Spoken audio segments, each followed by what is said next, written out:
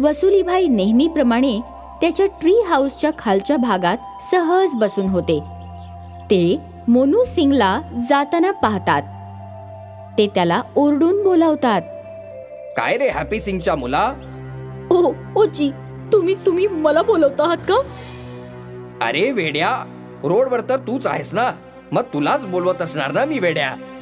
मोनू सिंग संकोच करत करत हळूहळू वसुली सिंगच्या जवळ येतो. हो जी, वसुली अंकल बोला. तू एवढ्या सकाळी कुठे चाललायस रे? अरे ते मी तर बस काय बोल वेड्या.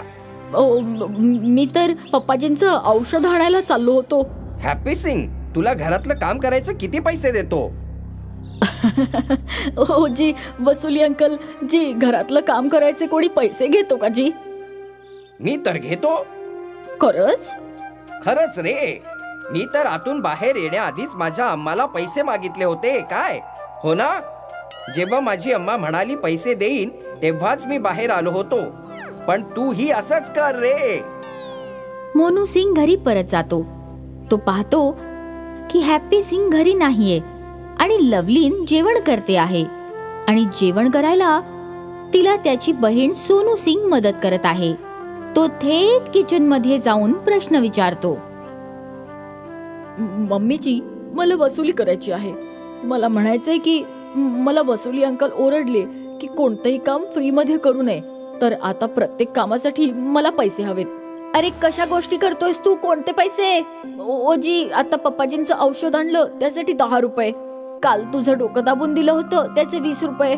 रोज सकाळी माझ्या खोलीत झाडू मारतो त्याचे 50 रुपये. सगळे मिळून 80 रुपये झाले जी तुमच्यावर. ओ मम्मीजी, तूच मला सांग, कधी मिळणार मला माझे 80 रुपये? जेव्हा तुम्हाला 2000 देशील ना तेव्हा मिळतील तुला तुझे 80 रुपये. 2000 रुपये?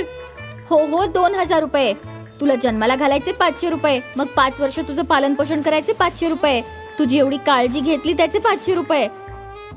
आणि माझ्या बाळा, हे जे तू कपडे घातलेस ना आणि जे तू जेवतोस ना त्याचे सुद्धा 500 रुपये होतात. मग झाले की नाही 2000 रुपये? ओ जी मम्मीजी, मी तर तुझी फक्त मस्करीच करत होतो. मी 80 रुपये विसरून जातो, तू 2000 रुपये विसरून जा. घे, विसरले पुत्तर. आय लव्ह यू मम्मीजी. आय लव्ह यू टू पुत्तरजी. त्या वसुली भाईला तर चांगलाच धडा शिकवणार आहे मी. अतिशहाणा कुठला, माझ्या मुलाला नाही ते शिकवत राहतो. लवली सिंग मोनू सिंगला घेऊन वसुली सिंग कडे गेली. ती पाहते की वसुली सिंग सोबत तोताराम बसला आहे. ती काही बोलणार इतक्यात तोताराम बोलतो. अरे कुठे आहात लवलीन ताई? इकडे या. इकडे कशा काय आलात? काही काम असेल तर आम्हाला बोलवून घ्यायचं होतं ना. अरे तोताराम प्राजी, मी तुम्हाला नाही तर मी या रिकाम टेकड्या वसुली भाईला भेटायला आले आहे. मी तर इथेच बसलो होतो.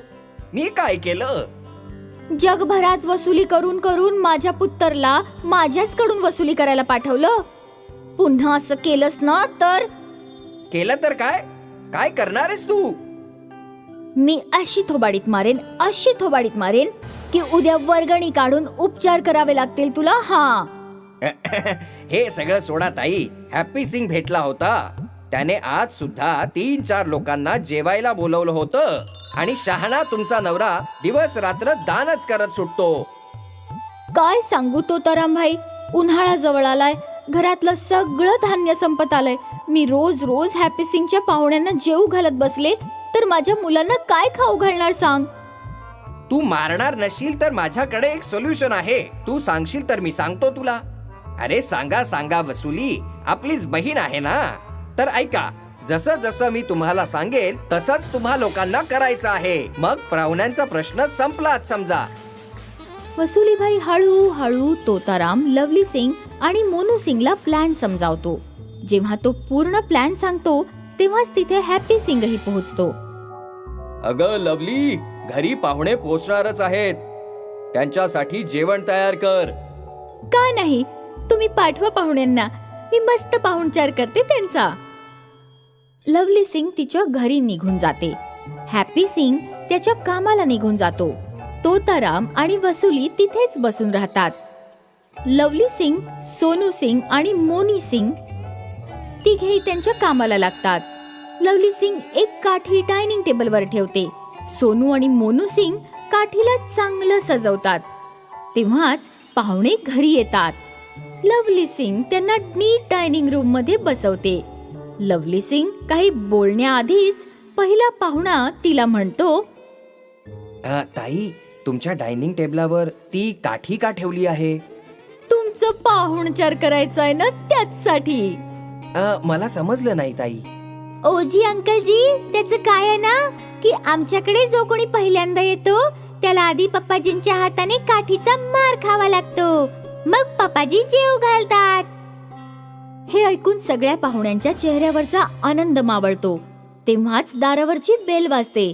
मोनू सिंग बोलतो, ओ गुड न्यूज अंकलजी, पप्पाजी आले. आता तुम्ही काठीचा मार खाल, मग जेवण खाल. हे ऐकून पाहुणे घरातून पळू लागतात. मोनू सिंग हॅपी सिंगला घरात घेण्यासाठी दार उघडतो. त्याच दारातून पाहुणे बाहेर पळून जातात आणि हॅपी सिंग आत येऊन विचारतो, अरे बेटाजी, पाहुणे का पळालेत? पप्पाजी, ते लोक तुमची काठी मागत होते, आम्ही दिली नाही म्हणून आमच्यावर नाराज होऊन निघून गेले. नाही नाही नाही मुला, असं नाही करायचं. पाहुणे जे काही मागतील त्यांना देऊन टाकायचं. मी त्यांना काठी देऊन येतो. असं बोलून हॅपी सिंग काठी घेऊन बाहेर निघून जातो. हॅपी सिंग बाहेर येऊन पाहतो की पाहुणे पळून जात आहेत. तो त्यांच्या मागे काठी घेऊन पळतो आणि ओरडतो, अरे भाई साहेब, ही काठी घेऊन जा, ही काठी घेऊन जा. पाहुणे पळू लागतात. त्यांच्या मागे हॅपी सिंग पळू लागतो.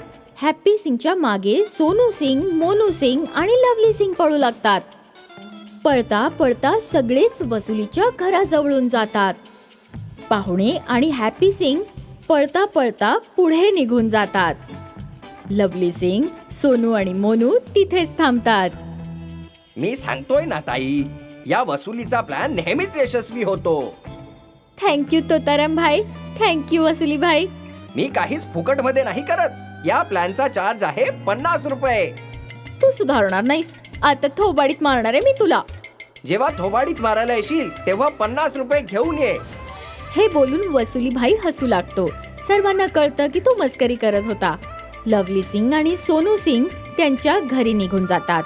मोनू सिंग तिथेच थांबतो आणि तोतारामला विचारतो, तोताराम अंकल, मी मदत तेव्हाच करू शकाल जेव्हा तुम्ही मदत करायला लायक असाल. बाळा, असं आहे, आधी स्वतःची मदत करायला हवी, तेव्हाच आपण दुसऱ्यांची मदत करू शकतो ना. मला सांग, तुझ्या घरात जर धान्य संपलं तर तू दुसऱ्यांची मदत कशी करू शकणार आहेस? हे ऐकून मोनू सिंग सगळी गोष्ट समजून चुकतो आणि आपल्या घरी परत निघून जातो. आता तुम्ही सुद्धा तुमच्या घरी निघून जा आणि लक्षात असू द्या, तुम्ही दुसऱ्यांची मदत तेव्हाच करू शकाल जेव्हा तुम्ही मदत करायला लायक असाल.